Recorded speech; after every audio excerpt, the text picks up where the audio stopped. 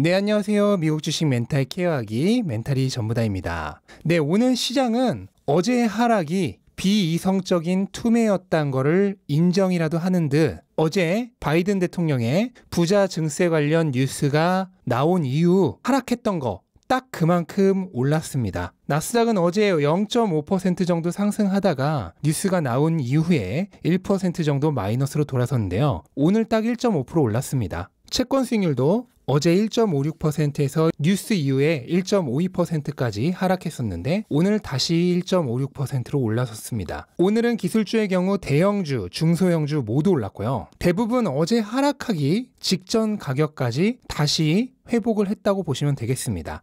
특징주로는 우선 인텔이 현재 인텔의 기대주라고 할 수 있는 데이터 센터 매출이 시장 기대치를 하회하면서 5.3% 하락했고요. 그리고 스냅이 1분기 매출과 활성 사용자 수가 모두 예상치를 크게 초과하면서 7.45% 상승했습니다. 그리고 비트코인은 어제 증세 뉴스 이후로 추가 하락이 나오면서 일종의 패닉 셀링까지 동시에 나왔고 그러면서 가격이 47,000달러대까지 떨어졌었는데요. 현재는 그중 상당수를 회복해서 어제 가격인 51,000달러대로 올라섰습니다. 애플도 원래는 약간의 기간 조정을 마치고 상승 분위기로 돌아서고 있던 게 증세 뉴스 이후에 다시 하락세로 돌아서나 했는데 오늘 그걸 전부 말아 올리면서 원래 추세대로 돌아가고 있는 것을 보여줬고요. 마이크로소프트 역시 종가 기준 최고가를 기록하면서 원래 추세를 그대로 이어가기 시작했습니다. 구글도 마찬가지로 오늘 신고가를 경신하면서 다시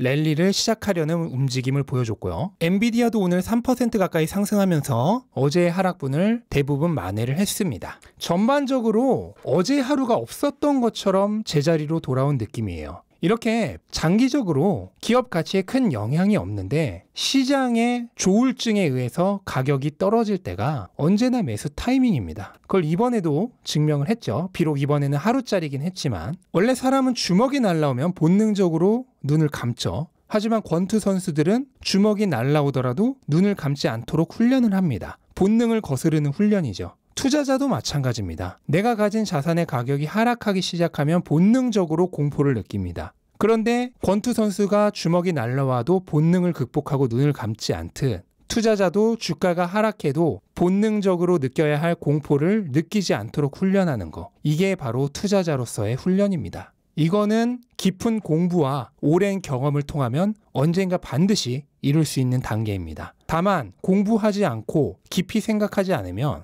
투자를 10년을 하건 20년을 하건 30년을 하건 여전히 다른 사람들과 함께 우르르 공포에 팔고 우르르 환호에 사는 전형적인 개미의 행동을 반복하게 됩니다. 우리가 운전을 30년, 40년, 50년 했다고 해서 1년, 2년 극한의 환경에서 훈련한 레이서를 이길 수 없죠. 그거랑 똑같습니다. 네, 테슬라는 다른 주식보다는 어제의 강세를 회복하지는 못했어요. 어제 한때 750달러 이상까지 올랐었는데 오늘은 737달러까지 상승을 했다가 고점 대비 1% 정도 밀리면서 730달러 부근 정도에서 마무리를 했습니다. 이거는 아무래도 다음 주 실적 발표에 대한 기대와 불안이 공존하면서 투자자들이 섣불리 움직이지 못했기 때문이겠죠. 테슬라의 주가는 지난주 금요일 종가와 거의 비슷합니다. 원래는 적어도 저항선인 780달러 부근까지는 상승을 한 상태로 이번 주를 마감할 것이라고 예상을 했었는데요. 예상치 못하게 세 가지 큰 악재가 테슬라의 발목을 잡았죠. 첫 번째는 오토파일럿에 의한 사고로 의심되었던 사망사고, 그리고 두 번째는 차이나 모터쇼에서 있었던 1인 시위, 그리고 세 번째는 바이든 대통령의 부자 증세 계획. 이 세 가지 악재로 인해서 테슬라는 3번이나 주가가 발목을 잡혔고 덕분에 저항선 근처인 780까지 가지 못하고 730달러 정도에서 마감을 했습니다. 하지만 개인적으로는 오히려 땡큐입니다. 왜냐하면 다음 주 실적 발표에 대한 부담감이 엄청나게 적어졌어요. 이렇게 되면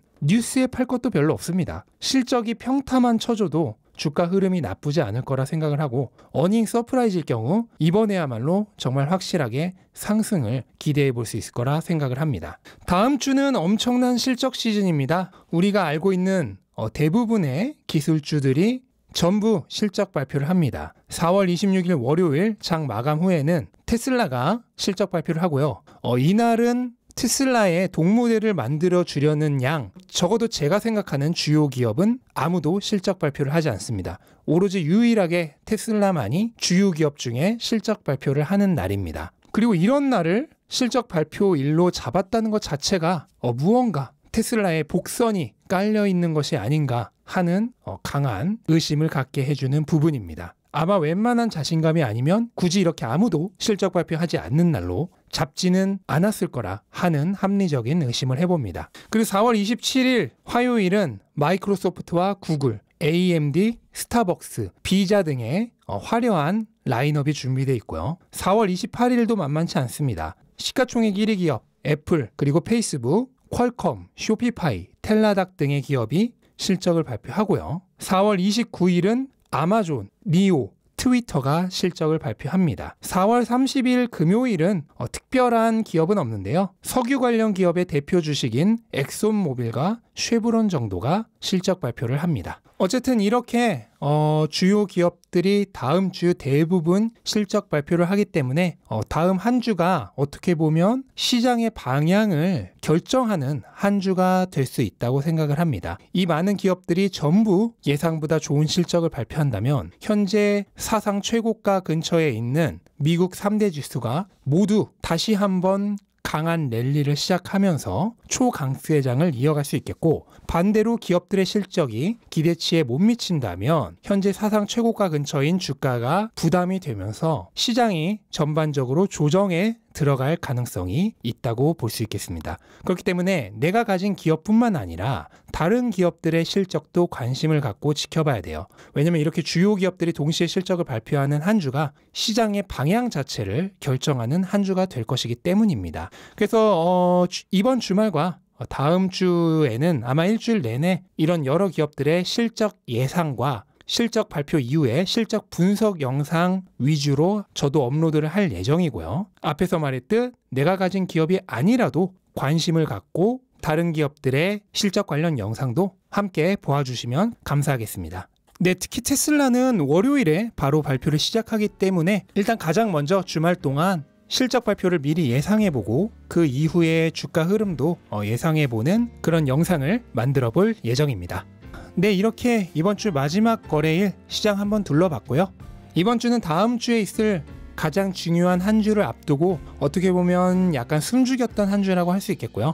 진짜는 이제 다음 주입니다. 느낌적인 느낌으로 왠지 기업들이 전반적으로 다 시장 기대치를 뛰어넘는 실적을 발표해 줄 것 같은 느낌이 드는데요. 그렇게 희망적인 기대를 가지면서 주말을 즐겁게 보내시길 바라겠습니다. 네, 영상 끝까지 시청해 주셔서 감사드리고 영상 도움되셨다면 구독과 좋아요 부탁드리겠습니다. 이만 마치겠습니다. 감사합니다.